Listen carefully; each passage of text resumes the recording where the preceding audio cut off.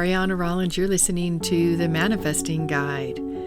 So what are the critical errors we can make in manifesting? That's exactly what we're discussing today on the Manifesting Guide.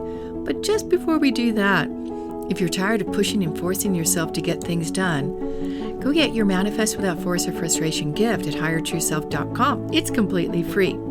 Hey, and if you'd like notifications when I release a new episode, go to highertrueself.com/podcast.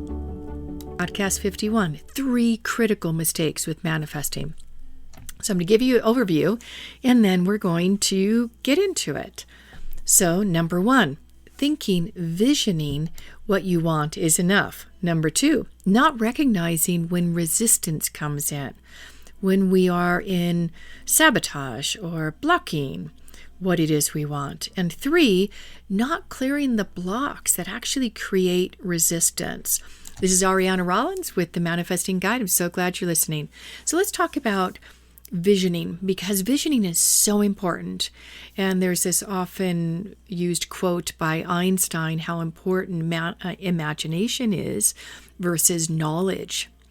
And here's why. Because knowledge is based on our experience. It's based on what we've learned. It's based on what's happened to us in our life. Versus imagination is forward-looking. So if we look at knowledge is backwards-looking. It's repeating the past. And if we look at imagination, it's future. It's causing. It's generating. And isn't that what manifesting is all about?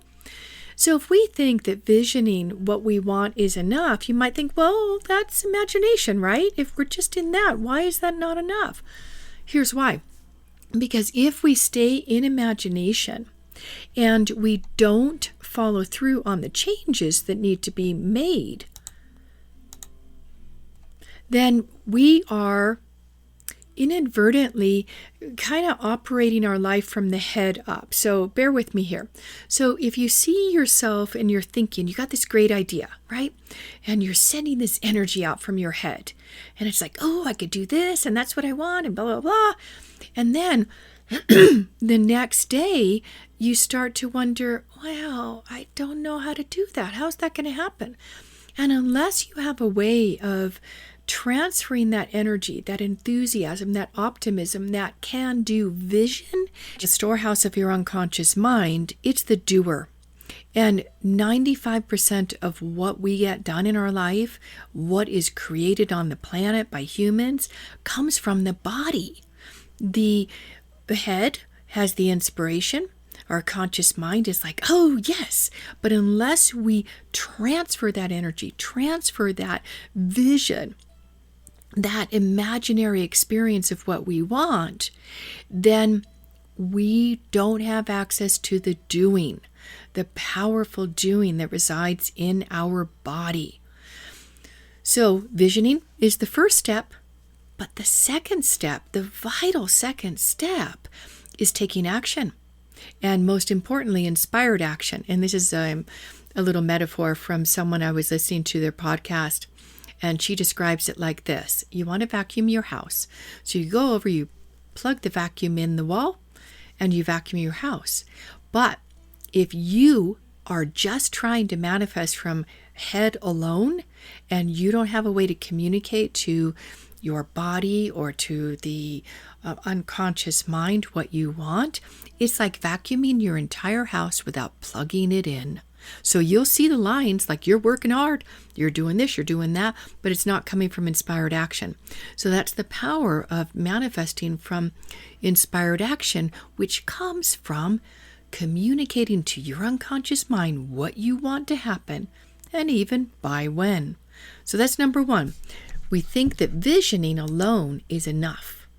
Okay, second critical mistake in manifesting is not recognizing when resistance comes up. I know you've had the experience.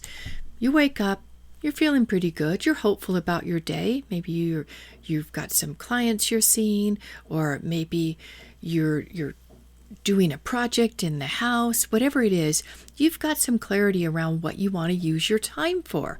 You've got a certain number of hours and you're like, yeah, I've got the energy for it. I'm aligned. I'm energized. So you go have a little breakfast, you take a shower, and you get a phone call friend of yours is really upset, and you stop and you listen. Maybe that's an hour of your day gone. You get off the phone, and now you're like, where'd my energy go? Where's my enthusiasm? It's gone. It's evaporated. There's nothing wrong with supporting a loving friend and being there. But you need to know that you're now got resistance running in your body. You've got what we would call a blocker running. So maybe you shifted into friend mode, support mode. You're a nurturer. And now all that driving, manifesting energy to go do that project, or maybe do a marketing campaign if you're self-employed, it's evaporated.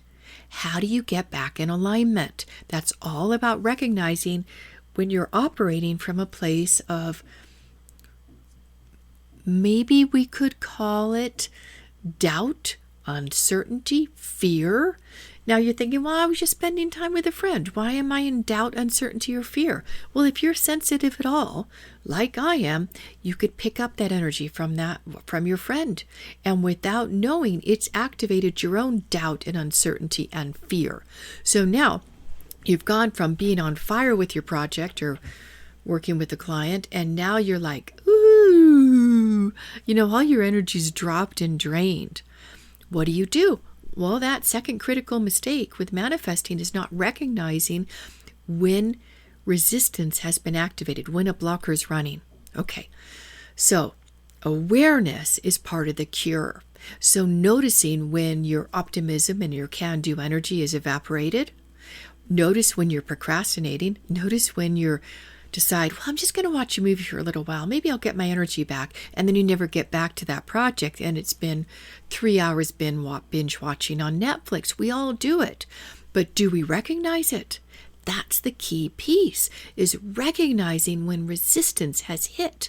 Okay, third critical mistake with manifesting is not clearing the blocks that create the resistance. So we know we've been triggered. We know we've got resistance. We're not doing the project we intended to today.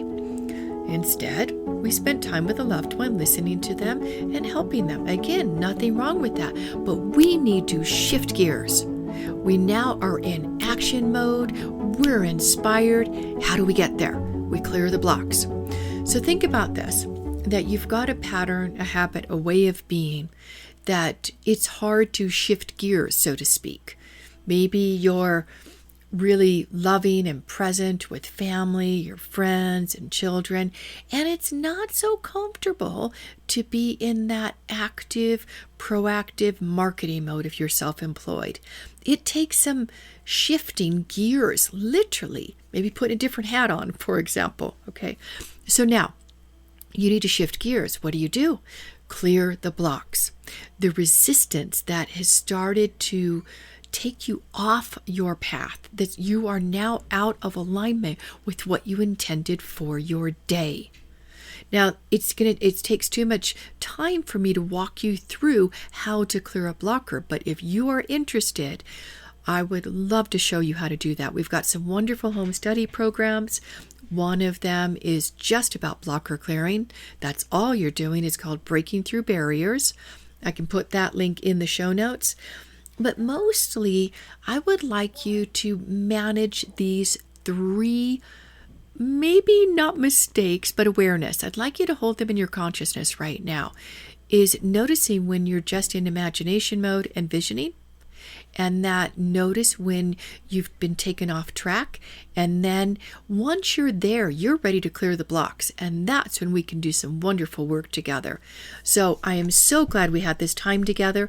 And if you've enjoyed this podcast, please go to highertrueself.com/podcast and subscribe, and you'll get a notification when we have released our episode. And I can't wait to support you in clearing the blocks, and so what you imagine starts to happen without efforting, because you're operating from that inspired action. Bye for now. And if you're tired of pushing and forcing yourself to get things done, go get your Manifest Without Force or Frustration gift at highertrueself.com. It's completely free. Remember, when you confirm yourself and stop looking for others to recognize you, it frees you to be yourself. Thanks so much for listening.